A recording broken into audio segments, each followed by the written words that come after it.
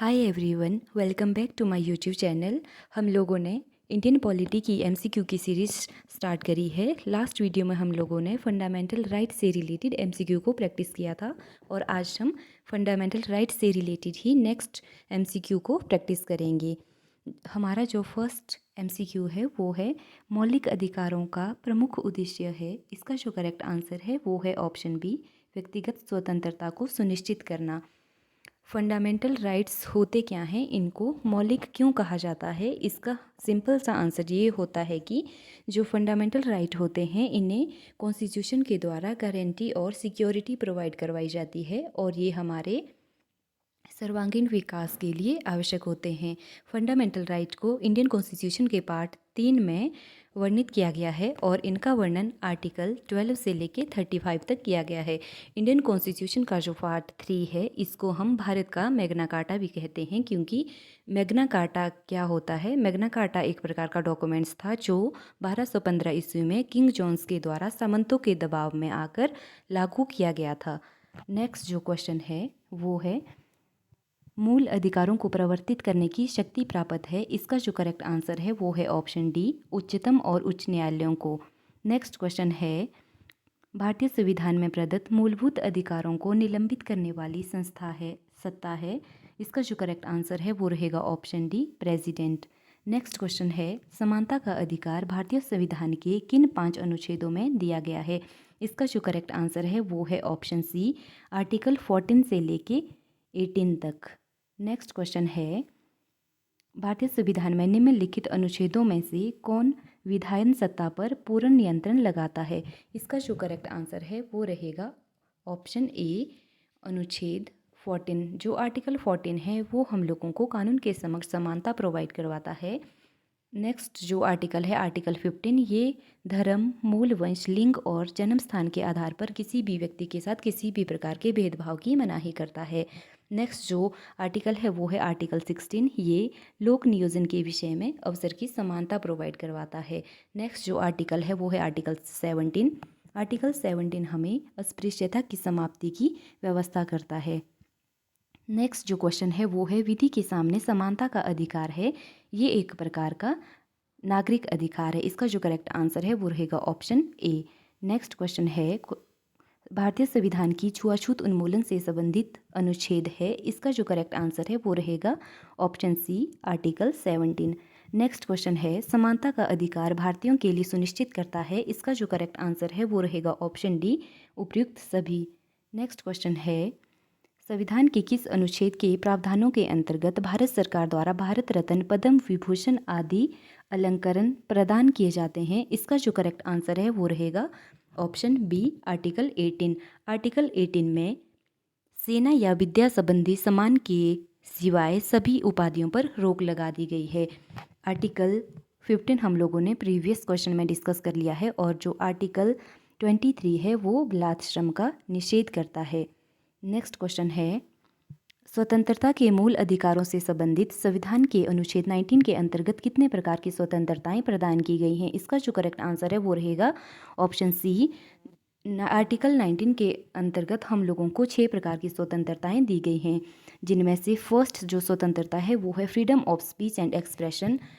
Second जो freedom है वो है freedom to assemble peacefully and without arms, freedom to form association and unions, freedom to move freely throughout the territory of India. Next जो freedom है वो है freedom to reside and settle in any part of India. और next जो freedom sixth है वो है कि हम लोग पूरे इंडिया में कहीं भी अपना बिजनेस चला सकते हैं। नेक्स्ट जो क्वेश्चन है वो है स्वतंत्रता का अधिकार संविधान के किन अनुच्छेदों में वर्णित है? इसका जो करेक्ट आंसर है वो है ऑप्शन बी, अनुच्छेद 19 से लेके 22 तक। नेक्स्ट जो क्वेश्चन है वो है अनुच्छेद 19 में वर्णित स्वतंत्रताएं निम्नलिखित में से किसको प्राप्त है? इसका जो करेक्ट आंसर है वो रहेगा ऑप्शन सी, केवल भारतीय नागरिकों को। नेक्स्ट जो क्वेश्चन है वो है भारतीय संविधान का अनुच्छेद 21 निम्नलिखित में से किसके विरुद्ध संरक्षण प्रदान करता है? इसका जो करेक्ट आंसर है वो रहेगा ऑप्शन डी, कार्यपालिका तथा विधायिका दोनों के प्रति। नेक्स्ट जो क्वेश्चन है वो है भारत के संविधान का निम्नलिखित में से कौन सा अनुच्छेद प्रेस की स्वतंत्रता से संबंधित है? इसका जो करेक्ट आंसर है वो रहेगा ऑप्शन ए, आर्टिकल 19। नेक्स्ट जो क्वेश्चन है वो है निम्नलिखित में से नागरिकों का स्वतंत्रता संबंधी सही अधिकार कौन सा है। इसका जो करेक्ट आंसर है वो रहेगा ऑप्शन सी, भाषण तथा विचार व्यक्त करने की स्वतंत्रता। नेक्स्ट जो क्वेश्चन है वो है संविधान के किन अनुच्छेदों में शोषण के विरुद्ध अधिकार वर्णित है। इसका जो करेक्ट आंसर है वो रहेगा ऑप्शन सी, आर्टिकल 23 और 24। आर्टिकल जो 23 है वो हमें बाल बलात्श्रम का प्रतिषेध करने की व्यवस्था करता है और जो आर्टिकल 24 है वो कारखाने आदि में छोटे बच्चे हैं यानी कि जो 14 वर्ष से कम आयु के बच्चों हैं उनसे काम करवाने की मनाही की व्यवस्था करता है। नेक्स्ट जो क्वेश्चन है वो है मौलिक अधिकारों के अंतर्गत कौन सा अनुच्छेद बच्चों के शोषण से संबंधित है। इसका जो करेक्ट आंसर है वो रहेगा ऑप्शन डी, अनुच्छेद 24।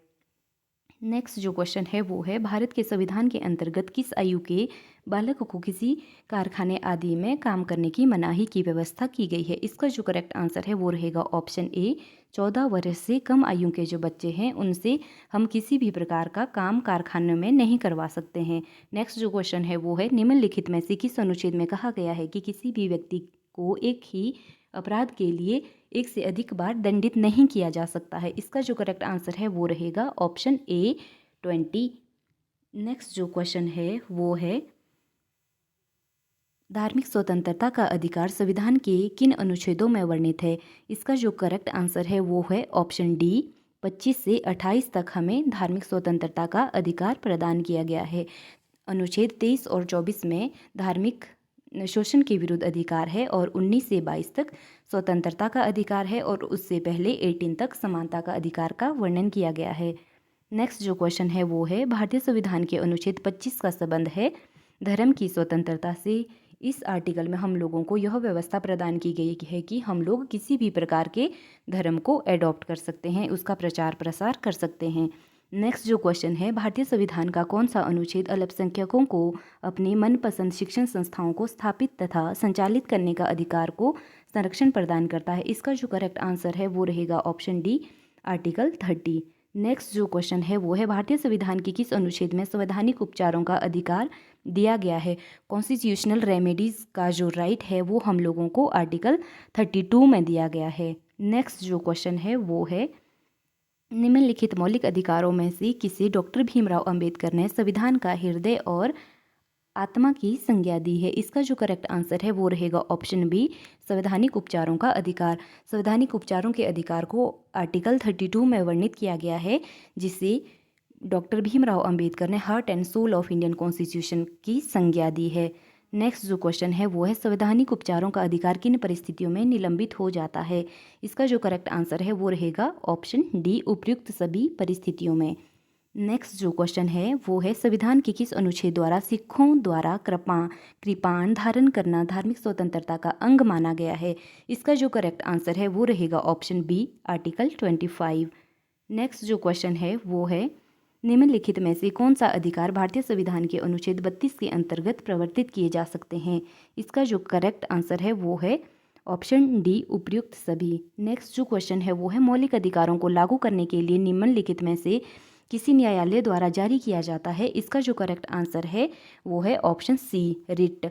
अगर हम रिट की बात करें तो रिट क्या होती है, ये एक प्रकार की रेमेडीज़ होती है। अगर हमारे जो फंडामेंटल राइट्स हैं वो वॉयलेट हो रहे होते हैं तो हम लोग सुप्रीम कोर्ट का सहारा ले सकते हैं। सुप्रीम कोर्ट के साथ साथ यह पावर हाई कोर्ट को भी दी गई है। आर्टिकल 32 के अंडर यह पावर सुप्रीम कोर्ट को दी गई है और आर्टिकल 226 के अंडर यह पावर हाई कोर्ट को दी गई है। आर्टिकल 32 सुप्रीम कोर्ट को ये पावर देता है कि वो फंडामेंटल राइट को प्रोटेक्ट करने के लिए 5 टाइप की रिट्स को जारी कर सकता है, जिसमें से जो फर्स्ट रिट है वो होती है हैबियस कॉर्पस, दूसरी सेकंड जो रिट है वो है मैंडामस, थर्ड जो रिट है वो है प्रोहिबिशन, फोर्थ जो रिट है वो है सर्शियोरी और फिफ्थ जो रिट है उसका वो होती है क्वा वारंटो। 5 टाइप्स की रिट को सुप्रीम कोर्ट आर्टिकल 32 के अंडर लागू कर सकता है। नेक्स्ट जो क्वेश्चन है वो है व्यक्तिगत स्वतंत्रता के लिए निम्नलिखित में से कौन सी रिट या याचिका दायर की जा सकती है। इसका जो करेक्ट आंसर है वो रहेगा option C, habeas corpus. Habeas corpus एक लैटिन वर्ड है जो ये 5 प्रकार की रिट्स हैं, ये एक प्रकार के लैटिन वर्ड है और इनके मीनिंग्स अलग होते हैं। जैसे यहाँ पे रिट दी गई है हैबियस कॉर्पस, इसका जो मतलब होता है वो होता है टू हैव अ बॉडी। इसका मतलब ये होता है कि अगर किसी भी व्यक्ति को गिरफ्तार किया गया होता है तो उसको कोर्ट के समक्ष प्रस्तुत करना होता है कि वो कोर्ट आदेश जारी कर सकता है कि बॉडी को, यानी कि जिस व्यक्ति को गिरफ्तार किया है उसको कोर्ट के सामने पेश किया जाए। नेक्स्ट जो क्वेश्चन है वो है निम्नलिखित में से किस याचिका का शाब्दिक अर्थ होता है हम आदेश देते हैं। इसका जो करेक्ट आंसर है वो होता है ऑप्शन बी परमादेश या मैंडामस। जो मैंडामस होती है इस रिट का जो मीनिंग होता है वो होता है वी कमांड। इस रिट को कोर्ट के द्वारा पब्लिक ऑफिशियल के लिए जारी किया जाता है या किसी भी ऐसे व्यक्ति के लिए जारी किया जाता है उसको उसकी ड्यूटी को परफॉर्म करवाने के लिए।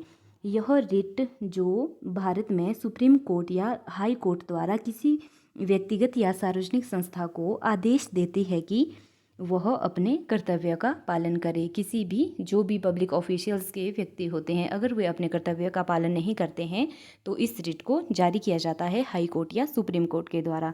नेक्स्ट जो क्वेश्चन है वो है निम्नोक्त समादेशों में से कौन सा समादेश किसी अवैध व्यक्ति के सरकारी पद को बचाने के लिए जारी किया जाता है। इसका जो करेक्ट आंसर है वो है ऑप्शन डी अधिकार परीक्षा या क्वा वारंटो। जो क्वा वारंटो रिट होती है इसका जो मीनिंग होता है वो होता है बाय व्हाट अथॉरिटी। कोर्ट किसी भी व्यक्ति से यह मतलब क्वेश्चन पूछ सकता है या किसी भी व्यक्ति के विरुद्ध या इस रिट को जारी कर सकता है और उससे पूछ सकता है कि आपने किस अथॉरिटी से इस जो पब्लिक पोस्ट है इसको इसमें आप काम कर रहे हैं। नेक्स्ट जो क्वेश्चन है वो है कौन मौलिक मूल अधिकारों के अंतर्गत नहीं आता है। इसका जो करेक्ट आंसर है वो है ऑप्शन सी संपत्ति का अधिकार। संपत्ति का अधिकार एक मौलिक अधिकार नहीं है, यह एक कानूनी अधिकार है। जब पहले हम लोगों को संविधान के द्वारा मौलिक अधिकार प्रदान किए गए थे तब संपत्ति का अधिकार भी एक प्रकार का मौलिक अधिकार था, परंतु 1978 में 44 इंडियन कॉन्स्टिट्यूशनल अमेंडमेंट के द्वारा इसे मौलिक अधिकारों की सूची में से हटा के इसको कानूनी अधिकार बना दिया गया है। और पहले यह आर्टिकल 31 में था परंतु बाद में इसे इंडियन कॉन्स्टिट्यूशन के पार्ट 12 में 300 क के अंडर रखा गया है। नेक्स्ट जो क्वेश्चन है वो है किस वाद ने संसद को मौलिक अधिकारों में संशोधन का अधिकार दिया है। इसका जो करेक्ट आंसर है वो है ऑप्शन ए केशवानंद भारती विवाद। अगर हम मौलिक अधिकारों के रिवीजन की बात करें तो प्रेजेंट टाइम में हमारे पास 6 प्रकार के फंडामेंटल राइट है, जिसमें से पहला है समानता का अधिकार जिसका वर्णन इंडियन कॉन्स्टिट्यूशन के आर्टिकल 14 से 18 तक किया गया है।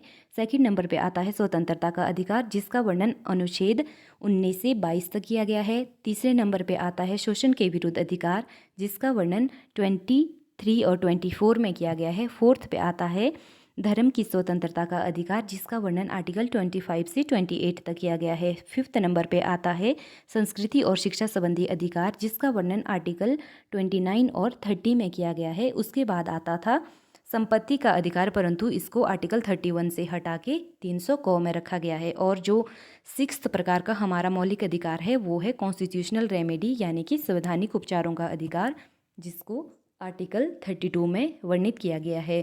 आई होप आप सभी को मेरी ये वीडियो पसंद आई होगी। अगर आप लोगों को मेरी ये मेहनत पसंद आ रही है, आप सभी की रिवीजन में हेल्पफुल हो रही है, तो आप सभी मेरे इस चैनल को सब्सक्राइब कर सकते हैं, वीडियो को लाइक कर सकते हैं, शेयर कर सकते हैं और कमेंट कर सकते हैं। फंडामेंटल राइट्स से रिलेटेड अगर कोई आपके मन में डाउट हो तो आप कमेंट बॉक्स में उसको लिख सकते हैं। Thank you, thanks for watching.